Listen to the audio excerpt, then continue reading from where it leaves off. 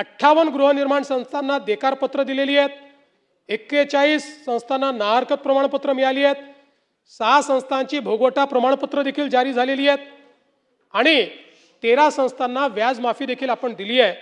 यात सगळ्यात महत्त्वाचं जर काही घडलं असेल, मी स्वतः गेलो होतो, 25-25, 30-30 मजली इमारती तयार होत आहेत। स्वयं पुनर्विकासामध्ये 400 फुटामध्ये राहणारा व्यक्ती बिल्डरकडे गेला असता तर 600 फूट मिळालं असतं। स्वयं पुनर्विकासामुळे 1200-1400 स्क्वेअर फूट त्याला मिळालं। म्हणजे जो मुंबईकर आहे, मराठी माणूस आहे, याला या योजनेमुळे स्वतःचं हक्काचं मोठं घर हे प्राप्त करून घ्यायला आज मोठ्या प्रमाणात त्याचा फायदा होतोय। माळाच्या अंतर्गत क्लस्टर विकास, समूह पुनर्विकास हे आपण सुरू केलं। अभ्युदयनगर काळा चौकी असेल, PMGP जोगेश्वरी पूर्व EPC असेल, मोतीलाल नगर गोरेगाव असेल, कामाठीपुराचा पुनर्विकास असेल अमीन भाई, GTB नगरचा पुनर्विकास असेल, SVP नगरचा अंधेरी पश्चिमचा असेल, आदर्श नगर वरळी असेल, वांद्रे रिक्लेमेशन, आरामनगर, रामकृष्ण नगर खार, ओल्ड MHB बोरीवली, हे जुन्या वसाहती आहेत।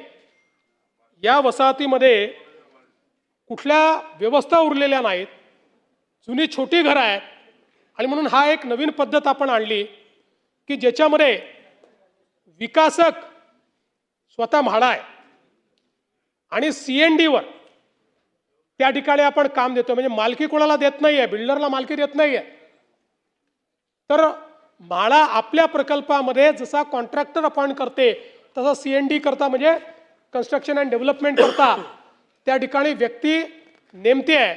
त्यामुळे त्याचा जो मेजर फायदा आहे हा म्हाडाला मिळतोय, तिथे रहिवाशांना मिळतोय। आपल्याला माहिती आहे की मोतीलाल नगरमध्ये ज्यांना 800 चौरस फूट हे नियमाप्रमाणे देणं देय होतं, नियमाप्रमाणे 800 चौरस फूट, त्यांना 1600 चौरस फूट कार्पेट हे देण्याचा निर्णय आपण केलेला आहे। असंच या सगळीकडे अभ्युदयनगरला आपल्याला माहिती आहे इतक्या मोठ्या प्रमाणात त्या ठिकाणी देखील त्यांची जी मागणी होती ती मागणी आपण त्या ठिकाणी पूर्ण केलेली आहे। आणि ह्या सगळ्या वसाहती, मला अतिशय आनंद आहे, ज्या जुन्या मुंबईकरांचा उल्लेख आपण करतो, ज्यांनी मुंबईला मुंबईची ओळख मिळवून दिली, मुंबईची संस्कृती ज्यांनी जपली, जशी BDD चाळ होती तशाच ह्या सगळ्या एक एक कॉलनीचा आपण विचार केला आणि एकूण या माध्यमातनं जवळपास 30,000 घरांचा पुनर्विकास या कॉलनीच्या माध्यमातून होतोय। 30,000 कुटुंबांना या ठिकाणी नव्यानं चांगलं मोठं घर आपण त्या ठिकाणी देतो आणि त्यातनं म्हाडाला, म्हणजे त्यांना घरं मिळतील ती वेगळी, म्हाडाला 13,000 घरं मिळतील जी परत म्हाडा लोकांना देईल आणि विक्रीच्या सदनिका 65,000 तयार होणार आहेत। म्हणजे एकूण 1,08,000 सदनिका यातनं तयार होणार आहेत। वर्षानुवर्ष आपण जे सांगत होतो, आता अभ्युदयनगरमध्ये तर 20 वर्षात कित्येक नगरसेवक हे अभ्युदयनगराच्या विकासाच्या मुद्द्यावर निवडून आले, पडले, पण विकास नाही झाला। पण आज ती परिस्थिती या मुंबईमध्ये आलेली आपण निश्चितपणे पाहतो। आज बोरीवली इथे चारकोप, गोरे, प्रतीक्षानगर, सायन इथे संक्रमण सदनिकांचा पुनर्विकास सुरू आहे, ज्यातनं 2,40,500 सदनिका या आपल्याला त्या ठिकाणी उपलब्ध होणार आहे। आणि यात वेगवेगळ्या पद्धतीनं आपण जे काम सुरू केलं आहे, विशेषतः आता MMRचा जो ग्रोथ हब आहे, म्हणजे नुसतं मुंबई नाही तर MMRचाही विचार आपण करतो, त्यामध्ये म्हाडाने 2030 सालापर्यंत 7,82,433 घरांचं उद्दिष्ट ठेवलं आहे, ज्यामध्ये 2,39,124 घरांची निर्मिती ही सुरू आहे आणि 5,43,309 घरांचं नियोजन हे वेगवेगळ्या टप्प्यांवर आहे।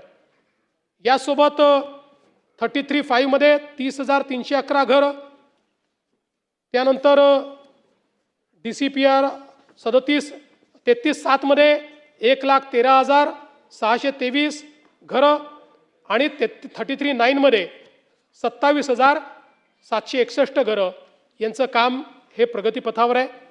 याशिवाय आपल्याला कल्पना आहे BDD चाळ पुनर्निर्माण, गिरणी कामगार गृहनिर्माण योजना, SRA, PMGP, आता मी सगळं सांगत नाही, यामध्ये मोठ्या प्रमाणात काम चाललं आहे.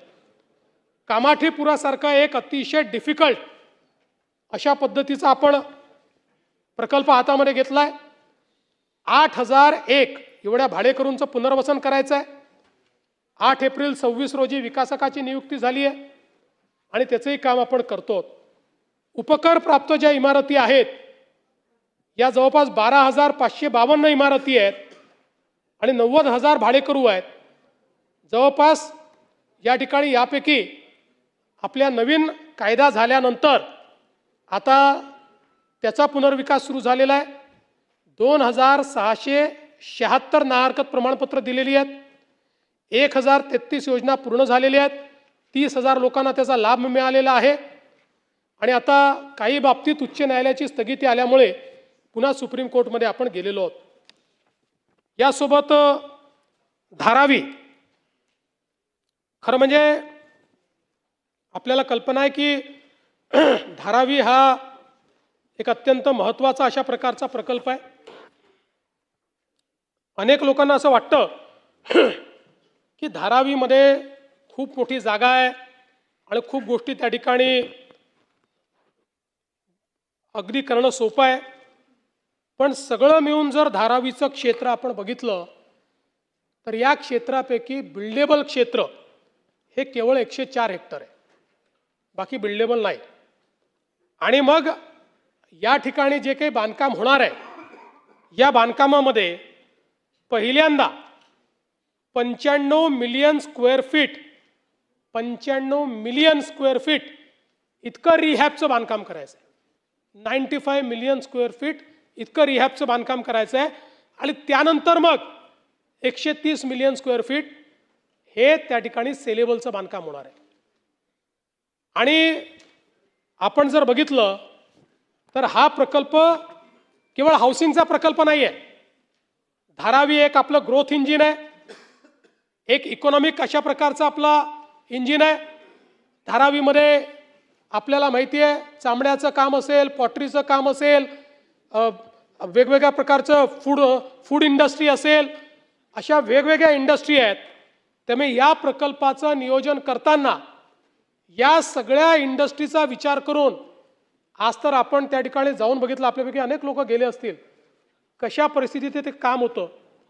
पण याला केवळ गृहनिर्माण प्रकल्प न ठेवता त्या सगळ्या इंडस्ट्रीचं तिथे पुनर्वसन करतो. त्या सगळ्यांकरता अत्यंत चांगल्या व्यवस्था, आधुनिक व्यवस्था आपण त्या ठिकाणी तयार करणार आहोत.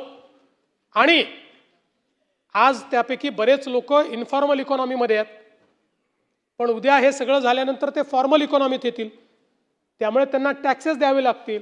आणि म्हणून आपण हाही निर्णय केला की पहिले 5 वर्ष त्यांच्याकडनं आपण GST घेणार नाही, त्यांना GSTतनं आपण सूट देणार आहोत. आणि यासोबत हा जो काही प्रकल्प आहे या प्रकल्पामध्ये जवळपास आत्तापर्यंत 1,60,000 निवासी, व्यावसायिक व औद्योगिक घटकांचं पुनर्वसन आणि पुनर्वास आपण करणार आहोत. यामध्ये आपण मागे निर्णय केला होता, त्या निर्णयाप्रमाणे माननीय उच्च न्यायालयाच्या निर्णयाप्रमाणे पहिल्यांदा 2000ची कट ऑफ डेट होती. मग आपण उच्च न्यायालयाच्या निर्णयातनं मार्ग काढला आणि 2000 ते 2011 पर्यंत आपण गेलो. फक्त 2011 पर्यंतच्यांना आपण 2.5 लाख रुपये सशुल्क म्हटलं. आता या प्रकल्पामध्ये 2000 पूर्वीचे किंवा जे लोक आहेत त्या सगळ्यांना धारावीमध्येच 350 चौरस फुटाचं घर आपण देणार आहोत. जे 2000 ते 2011 वाले आहेत त्यांना 2.5 लाख रुपये भरावे लागतील, पण त्यांना धारावीमध्येच घर आपण देतो आहोत. सगळे एलिजिबल 100% एलिजिबल लोक धारावीतले हे धारावीमध्येच त्यांना घर दिलं जाईल. आणि हा पहिला प्रकल्प आहे, कारण इनएलिजिबल लोक पुष्कळ आहेत आणि आपण एकात्मिक प्रकल्प करायचा ठरवला आणि तिथले हे इनएलिजिबल काढून कुठेतरी टाकले तर ते दुसरीकडे झोपडीच तयार करणार आहेत, ते काही कुठे जाणार नाही. त्यामुळे आपण इकडनं त्यांना या नरकातनं काढून दुसऱ्या नरकात टाकणार, किंवा या नरक म्हणणं चांगलं नाही पण या वाईट अवस्थेतनं दुसऱ्या वाईट अवस्थेत टाकणार. म्हणून पहिल्यांदा याच्यात आपण निर्णय घेतला की जो एलिजिबल नाही त्यालाही आपण घर देतो आहोत. आणि त्यातले जे